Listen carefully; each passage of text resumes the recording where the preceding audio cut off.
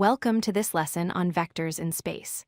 Today, we are going to expand our understanding of vectors from the two-dimensional plane into the three-dimensional world.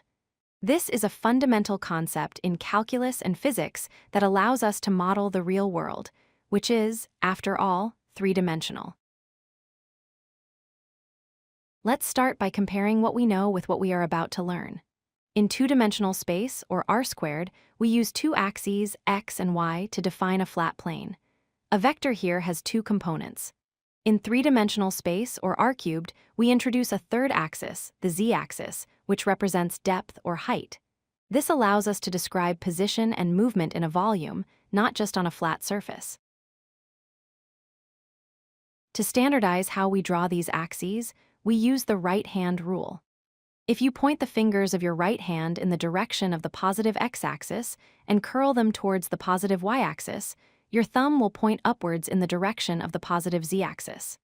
Typically, the x-axis points out of the page towards you, the y-axis points to the right, and the z-axis points straight up. Plotting a point or a vector in 3D requires 3 steps starting from the origin. For a vector with components 3, 4, and 5, first, we move 3 units along the x-axis. From there, we move 4 units parallel to the y-axis. Finally, we move 5 units parallel to the z-axis. The vector is the arrow drawn from the origin straight to this final point in space. There are 2 common ways to write 3D vectors. The first is component form, which uses angled brackets to list the x, y, and z components in order. The second is standard basis form, which uses the unit vectors I, j, and k here.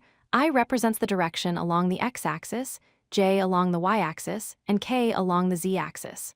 Both forms represent the exact same vector. The magnitude, or length, of a 3D vector is a direct extension of the Pythagorean theorem. To find the magnitude of vector v, we take the square root of the sum of its components squared.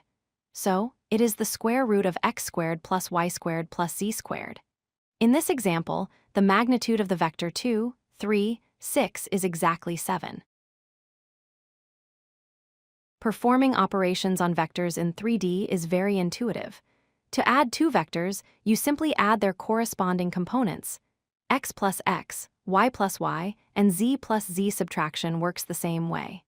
For scalar multiplication, you just distribute the scalar number to every component in the vector, stretching or shrinking it. If you need to find the distance between 2 specific points in space, p1 and p2, you use the distance formula.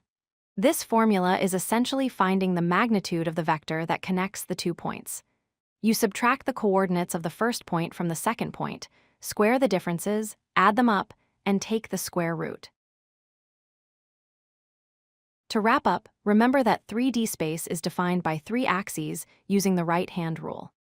Vectors have 3 components and can be written in brackets or using I, j, and k. We calculate their length using the 3D distance formula, and we can add or subtract them component-wise.